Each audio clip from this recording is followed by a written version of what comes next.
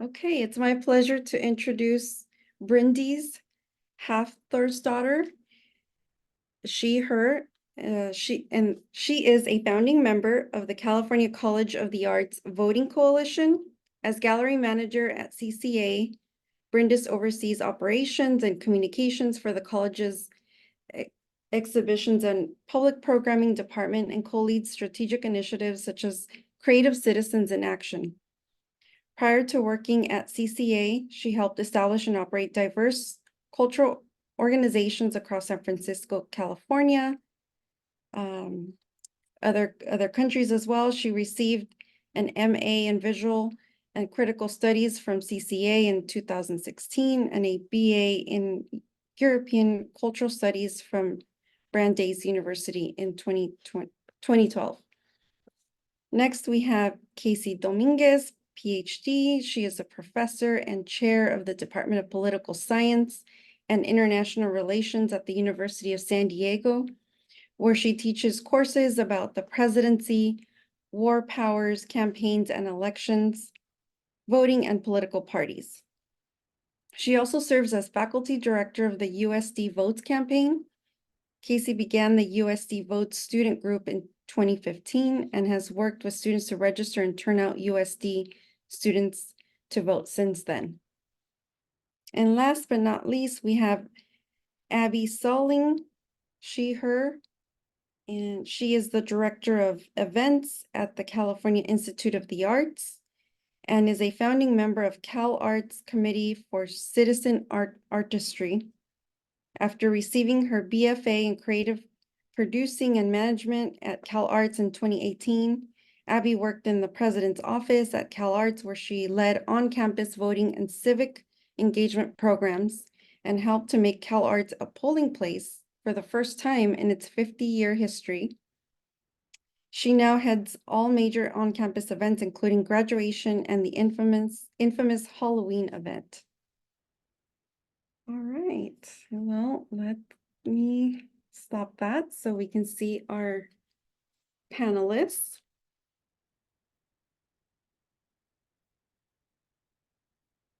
Thank you all for joining us. First question for all of you. Tell us about the values of each of your institutions and how you weave those into voter education and civic engagement. So we'll start with Bryndis. Hi, thank you for having me. Well, California College of the Arts is an art and design college. So we're going to approach everything that we do through the lens of creativity. And a core value of the college is creative citizenship. So we actually have something at the college called the Creative Accord, which is a collective agreement that holds us all accountable to one another and gives us something to aspire to. And it's something that's introduced to incoming students at orientation and to undergraduates in the first year program, but it's also something that faculty and especially staff have in the back of their heads when making decisions about programming, about syllabi, etc. And the Creative Accord has 4 principles within it. And the first is radical responsibility, which means that we're all interconnected and have a responsibility towards one another. Think beyond, which basically means that we examine ourselves, we examine our work critically, and we examine the work of others critically. We're not passive observers. The third principle is cultivate creative action, which means that we use the tools that we have and that we're developing at CCA to advocate for informed social change on campus, in our communities. And the fourth principle is become Chimera made. Chimera is a hybrid animal and it's our mascot. And that simply means that we are each a really small piece of a much larger puzzle. We can be innovative, we can take risks, we can be individuals, but we do everything that we do with the understanding that that we should be collaborative and that we should have a lot of compassion for one another. And basically what the work of the Voting Coalition on campus is to demonstrate that active participation in elections is one of a million, billion ways that we can embody those 4 principles in our lives.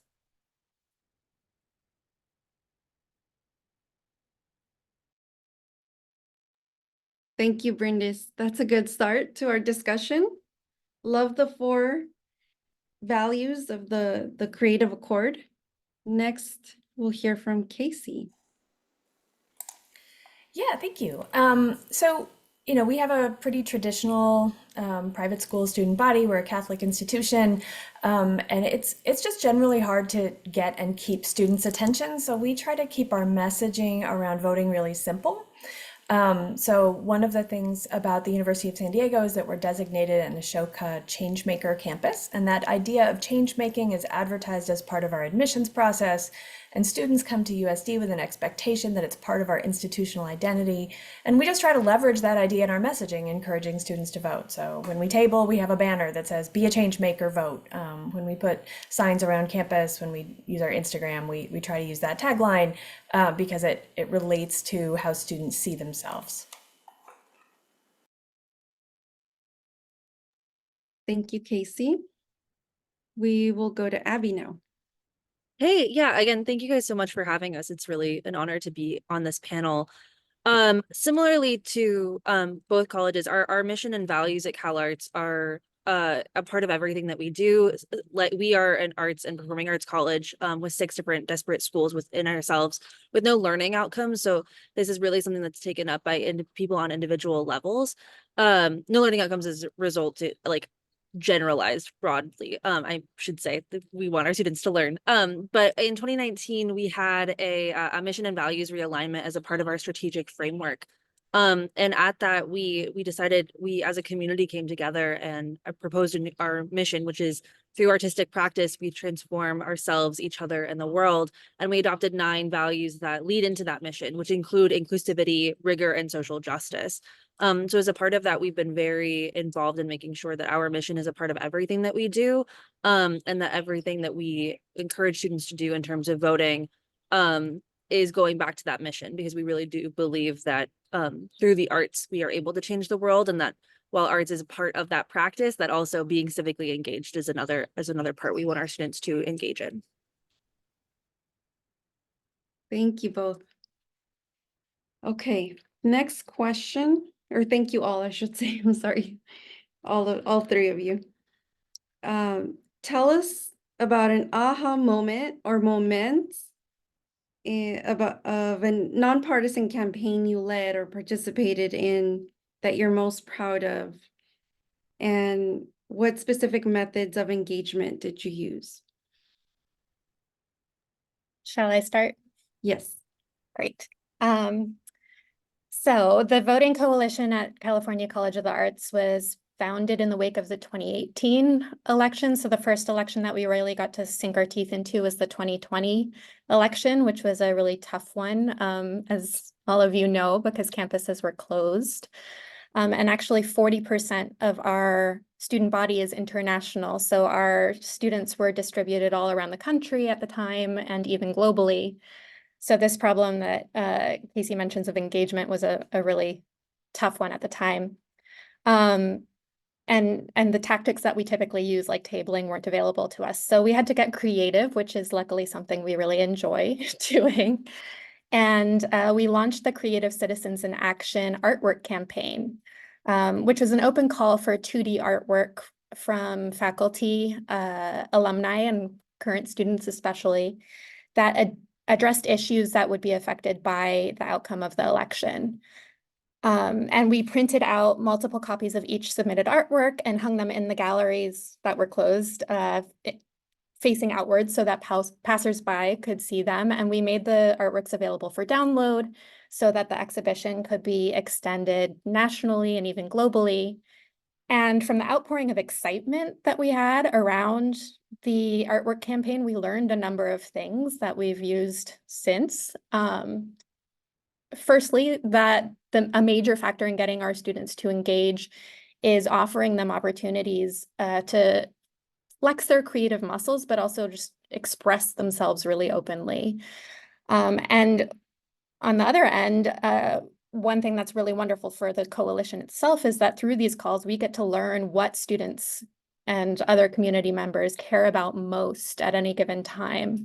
What issues are going to ultimately take them to the polls. So for example, back then it was a lot of climate change, healthcare, prison reform, that type of thing. And we've done a lot of creative calls since 2020. And actually many of the creative projects that we support now are integrated into or initiated by courses at CCA. And this connects to the ballot bowl actually, because in order to help our students identify the courses that will teach them skills in creative activism, community organizing, democratic engagement, and help us sort of register students, we have a tag in the course registration system that identifies creative citizens courses, which is especially helpful when the course that is going to teach these skills in democratic engagement isn't obviously going to do so, like an intro to photo class. And that's what we won our Ballot Bowl award for, most creative method used when registering students to vote. It was this, this tag in the course registration system. Thank you. I'm glad that you mentioned that, and very intriguing because you wouldn't naturally make the connection that art is connected to activism, but it is, and it's pretty amazing that you already have the creativity, unlike me, where I have to break my brain trying to figure out how to creatively engage people. But yeah, I love the highlight on the course descriptions.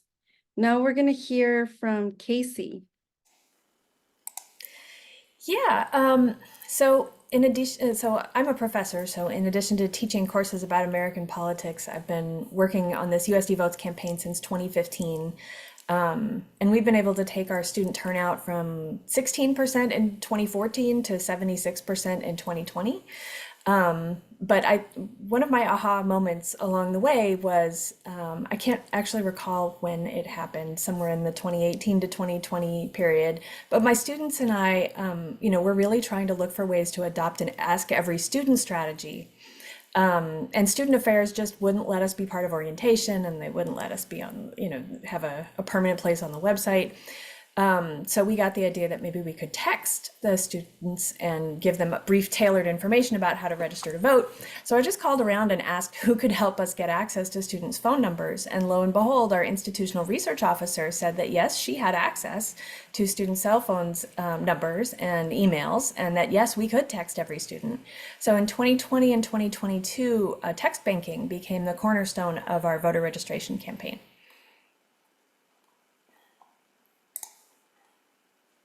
Thank you, Casey. That is it's a simple method, but it's very effective. And look how high you were able to raise the percentages of student engagement. So kudos to you and your team. And maybe you can tell us a little bit more when we come back to you about the course credit you're helping your students get. Or do you want to talk about that now? Oh, sure, I can mention that too. I mean, over time, I started, I think it's really important. The research about student voter engagement suggests that peer-to-peer interactions are really important. And so, I wanted this always to include students and center students and help develop student leadership through my efforts to get students to register and vote. And we started as a student club, and clubs, it's at our institution anyway, clubs are not something that people have to go to or that they compete to get into or anything. And so getting enough volunteers was a little bit of a problem. So we've gotten a donor funded grant and also support from the dean's office to offer a 1-unit pass not pass class, which is how I have now got a reliable group of students to work with. Amazing. Now that they have some skin in the game to gain some course credit. Exactly. Yeah. Thank you. Thank you for sharing that. Abby. Yeah, similarly, I was able to work with a lot of different, or kind of not similarly, I was able to work with a lot of different people on campus. I was really lucky that I was a fairly involved student before I became a staff member at CalArts. And when I saw our voting rate numbers, I'm also going to quote our 2014 and so our voting rate was 6.2%. And we started doing some really simple things initially, which was just working with our orientation team and student affairs to let us do tabling at move-in day. So we were catching them as they were moving into campus. And then as we moved into the pandemic, we were really thankful that both the registrar's office and again, student affairs were kind enough to let us have a voter module on our online class registration. So as everyone was doing their required things, there was an optional module for them to do to register to vote. And we've been really thankful to be able to continue those things. We have a student resource day that's coming up for this orientation where we will likewise be doing more tabling and more engaging of our students. We were also really thankful to, and I'm just gonna highlight the AICCU, we were really thankful that we've been involved in our days in the Capitol since I was a student. And we were able to take some really incredibly involved students who have then gone on to be ICAP students. I'm going to highlight amazing student Tansen Segamani, who was our class president in 2020 and 2021 and also was an ICAP student. So we're just really thankful to have these students who are then taking things forward in really beautiful ways. But yeah, mostly we've been working as a collaboration between myself, the Office of Student Experience, the Office of the President, who's incredibly interested in making sure that CalArtians vote, and the Office of the Provost, who are really supportive of us. And so we've been doing lots of little things, very simple things. And I know that we want to continue to make more creative and more ecstatic changes as we continue to grow our voting rights. Great examples. I love all of those, and that you're catching them at those key points that they're already thinking about updating their information, their mailing address, etc. So, and thank you for the highlight of Tan, the ICAP student, who was very instrumental in creating the logo that is now used for the ICAP-led SEAT website and the podcast. So he made his mark from CalArts. All right. I have specific questions for each of you. So for Bryndis, you are one of the founding members of the CCA Voting Coalition. What lessons learned could you share with other institutions who are looking to do something similar?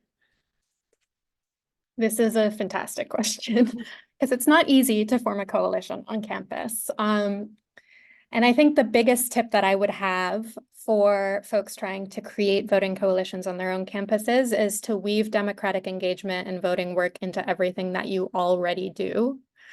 Like I said, like CCA doesn't have a poli-sci department or any group of staff members or an academic program that is dedicated to political or government work.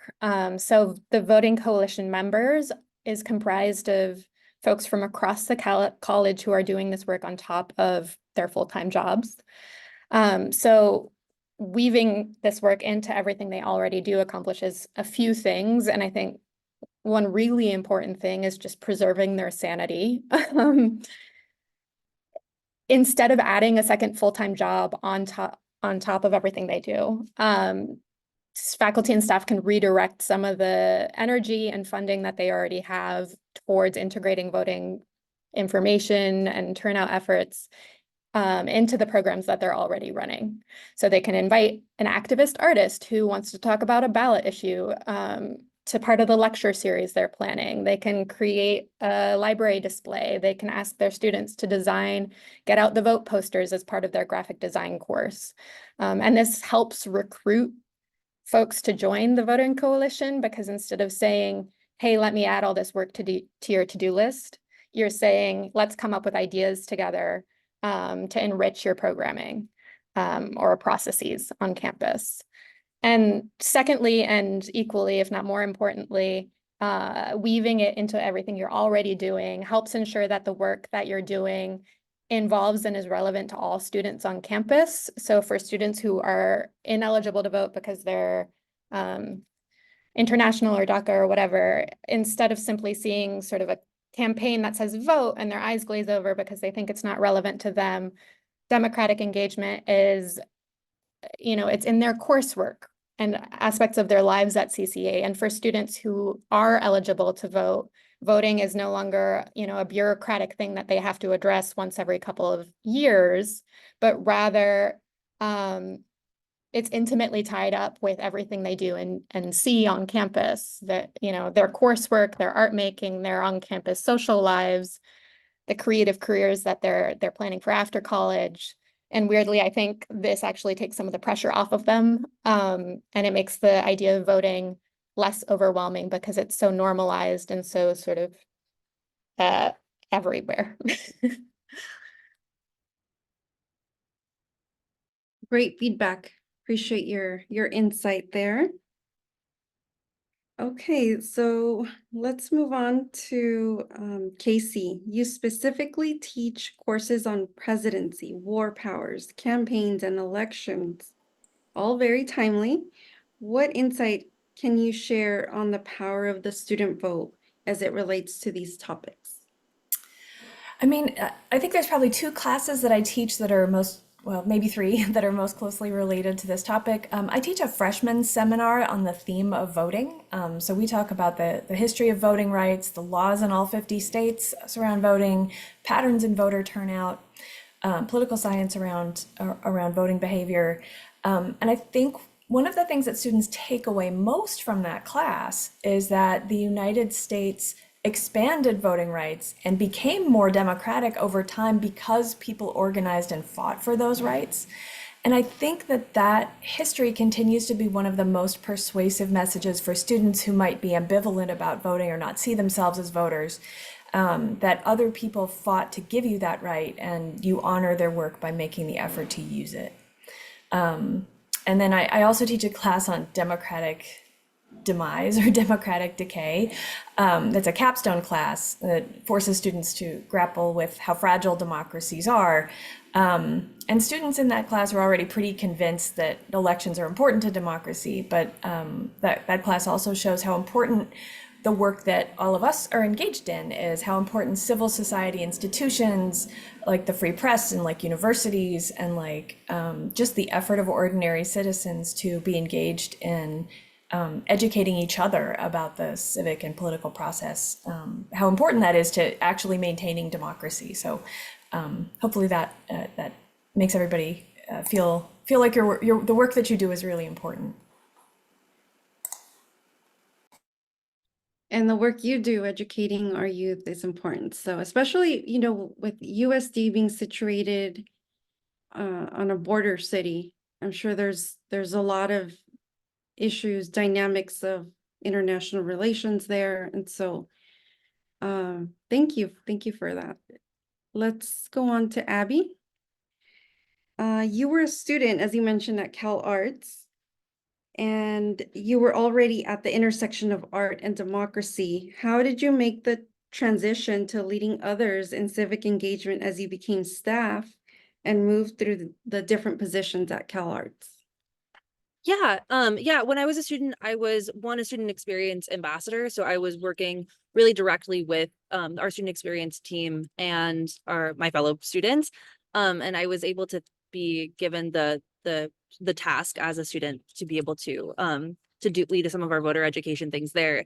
And I was thankful that I had a boss who was really let me just run with it, which is awesome. But I was also a fellow with this nonprofit called Arts in a Changing America, which is now based in New York, but was at the time based at CalArts. And their whole mission is about working at the that intersection, the intersection between art and politics, and between demographic change and art making, and how all of those things intersect each other and how they all affect what is going on politically and socially and artistically in the world. So I was already kind of steeped in this.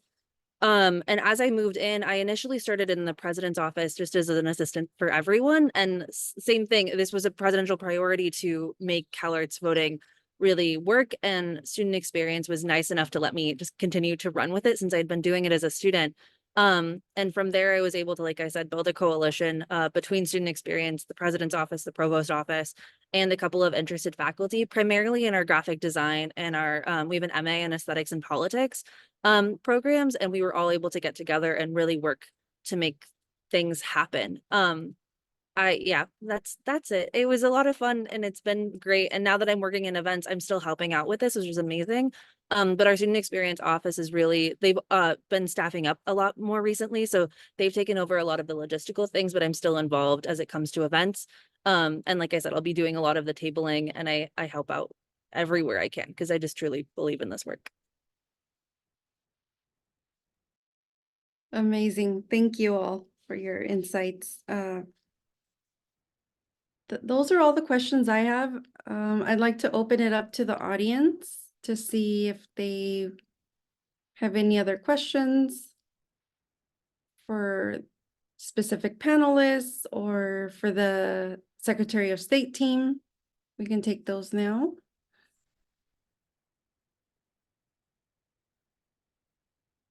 If not, then we can close with one last thing that I'd like to ask all the panelists. What do you enjoy the most about voter education, and what key takeaway would you want all generations of voting age to take away from this webinar? And I will start with Bryndis. Thank you. I just want to take this moment to underscore something that the Secretary of State said, which spoke to me, which is that sometimes the best way to get someone excited about an election or to participate in an election is not to talk about the election with them per se, but rather to uncover their passions and talk about those passions with them, and then sort of connect the dots to the election. Every single person on your campus, whether they're eligible to vote in the US or not, is passionate about something that is going to be directly or indirectly affected by the outcome of the election. And our work is to identify what that is that's going to get them to the polls, and then B, give them the tools to do something about it. And that's what I enjoy. I enjoy talking with students about the issues that they care about most. Thank you. Thank you, Bryndis. Casey? I mean, I've always loved registering people to vote. It's such a great way to help people see their own power. I will say one thing about that I just want to close with about finding a motivation to help students register to vote is that it's a habit, right? And so research shows very strongly that you can make people vote or not vote by making it easier or harder. And you can make people, and once you get people in the habit of voting once or twice, if in college, if we can, then they're much more likely to become a lifelong voter. So when we're helping people register to vote, we really are building a lifelong civic habit that it's hard to get started, right? It's hard. You have to do it yourself, and you're not sure how to do it, and you have other stuff to do, and there's no reward, and nobody's paying you, and like, why should I go through this hassle? And anything we can do to make that easier, put it in front of them, explain how to do it. Anything we can do to make it easier just helps them get over that hurdle and build those civic muscles and build that habit. Love that. Build your civic muscle.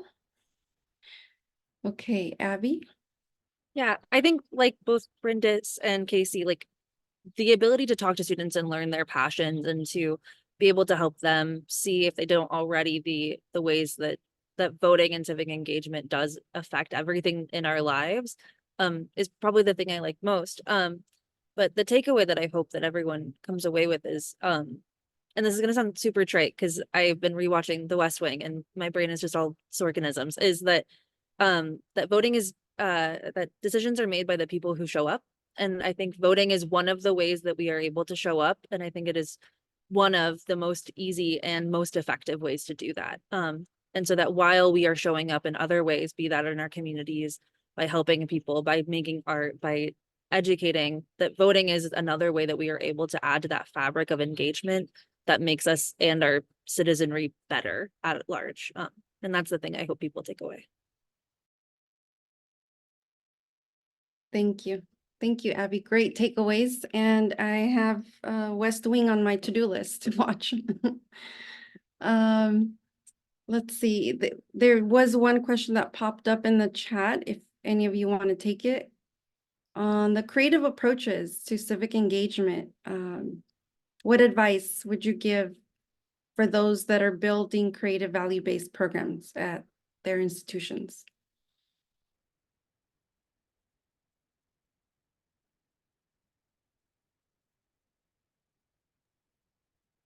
Well, I'm Bryndis? not seeing that question written down. I wonder if you can repeat it. Okay, it's not in the Q&A. It says, thank you, panelists. I love all the creative approaches to civic engagement and you are all involved in. Do you have any other advice for those of us who are interested in building creative value-based programs at our institutions? I see it now. Thank you so much. I mean, my tip is to really just look at the history of your college and the goals of your college and see where you can fit democratic engagement work into all those slots. I mean, your college is already fully formed in many ways, and our job is just to infuse it with democratic engagement and make it sort of an assumed part of the college. And so getting decision makers on board, approaching them with a roadshow of slides saying, hey, you know, this is what's required at your college, and just reminding them and that they have all the tools and we just have to implement them, I think is the biggest thing. And dropping the words, you know, citizenship and civic engagement and democratic engagement in every communication helps too, just so that it is always already on people's minds. Great advice. Thank you, Bryndis. And that's a good plug to utilize the resources that the Secretary of State office is offering. So I'll end with that and want to thank Secretary Weber and her team for collaborating with AICCU to make this webinar happen. Thank you, Bryndis, Casey, and Abby for your insights. I'm sure it was very valuable for everyone that was on the webinar. And we'll share the recording. Thank you so much. Reach out to AICCU. Thank you, Amber, for plugging that in. My email and the Secretary of State email is in the chat.